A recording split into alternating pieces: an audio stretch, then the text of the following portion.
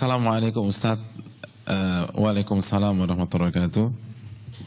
Semoga Allah memberkahi Ustaz dan kaum muslimin semuanya. Amin wa iyyakum. Semoga Allah memberkahi yang bertanya dan kita semua. Ana mau bertanya Ustaz, bagaimana cara membuat hati kita ikhlas kepada kesalahan yang diperbuat saudara kita terhadap kita yang merasa disakiti? Syukran Ustaz. Ada sebuah tips yang disampaikan Syekhul Islam Ibnu Taimiyah. Ini tips penting sekali. Catat baik-baik. Syekhul Islam mengatakan, "Idza ra'aita ahadan adzahun nasu wa la ya'udu ila nafsihi bil laumi wal istighfar fa'lam annal musibata hiyal musibah." Apabila Anda melihat seseorang disakiti oleh manusia, dicela, dicaci, dimaki, digibahi, difitnah, mungkin ada kontak fisik, lalu dia tidak mengembalikannya kepada dirinya sendiri, dia tidak mengembalikannya kepada dosanya, kepada kesalahannya, dan dia tidak beristighfar kepada Allah, maka camkan bahwa itulah musibah yang sejati. Karena Allah berfirman, "Wa ma asabakum min musibatin fabima kasabat aydikum wa ya'fu an katsir." Surat Asy-Syura ayat 30. Dan apapun yang menimpa kalian itu disebabkan apa? Dosa-dosa kalian. Dan itu pun Allah sudah maafkan banyaknya kesalahan kalian. Jadi hadirin sekalian, ketika kita disakiti orang, ditipu orang, difitnah orang, digibai orang, itu pasti ada peran dosa.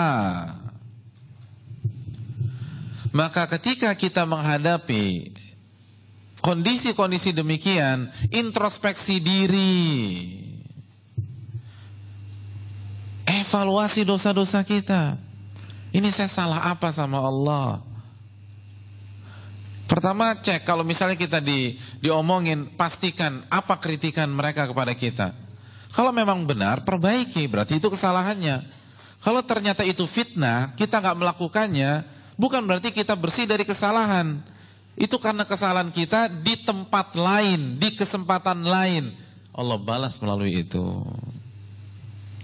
Jadi fokus kita jangan hanya menyalahkan yang memfitnah, jangan hanya menyalahkan yang menipu, jangan hanya menyalahkan yang mencaci, jangan hanya menyalahkan yang memaki, jangan hanya menyalahkan yang memukul atau menyakiti kita. Yang pertama, salahkan dosa, kata beliau. Karena itu pasti karena perbuatan dosa kita. Pasti, nggak diragukan lagi.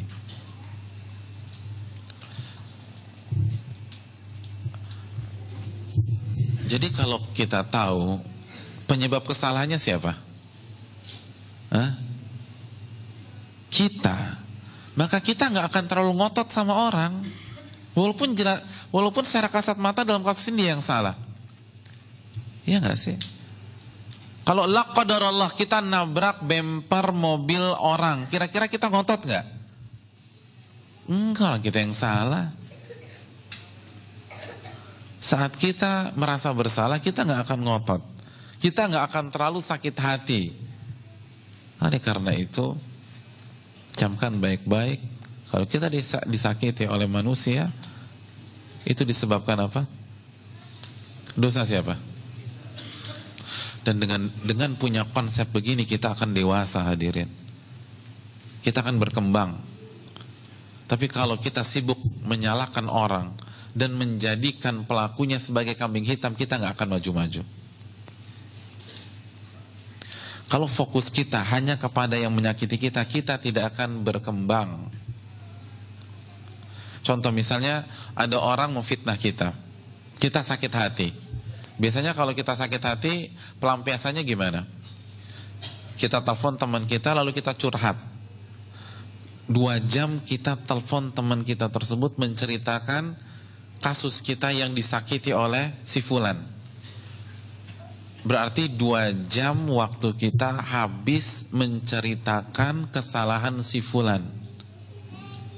Produktif apa tidak? Dan bandingkan kalau kita kembalikan kepada diri sendiri, maka kita akan mengaudit diri kita habis-habisan. Ini saya salah apa lagi nih? Sampai Allah takdirkan saya difitnah melalui dia. Kita akan cari kesalahan kita. Oh ternyata ini. Lalu kita beristighfar, kita memperbaiki diri. Kira-kira kalau kita melakukan pola ini berkembang gak kita? Berkembang. Karena konsep kita introspeksi diri.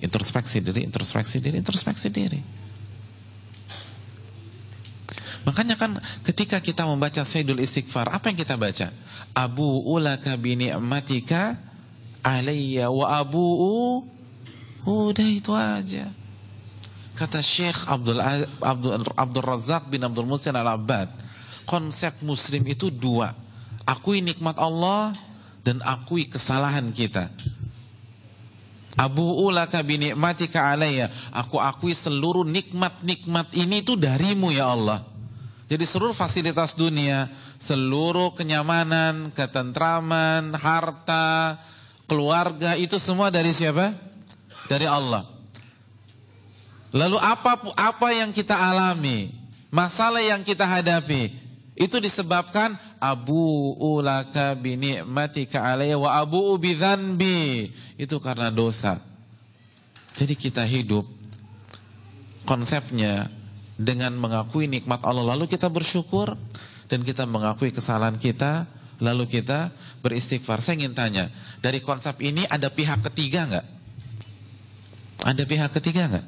Enggak ada. Enggak ada pihak ketiga. Itu konsep yang diajarkan dalam Sayyidul Istighfar. Nikmat dosa. Nikmat dosa saya. Nikmat dosa saya. Begitu aja udah. Dan kita akan maju.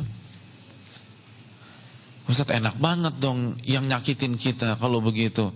Hadirin, azab Allah untuk dia lebih pedih daripada pembalasan kita untuk dia. Udah biarkan Allah yang balas. Kita fokuskan menata diri. Itu baru satu konsep loh, belum konsep yang lain. Kalau kita disakiti itu investasi akhirat. Dosa diampunkan, derajat ditinggikan, dan dia akan transfer pahalanya ke kita. Ustadz kayaknya dia nggak punya pahala, ya udah kita yang transfer dosa kita ke dia, selesai.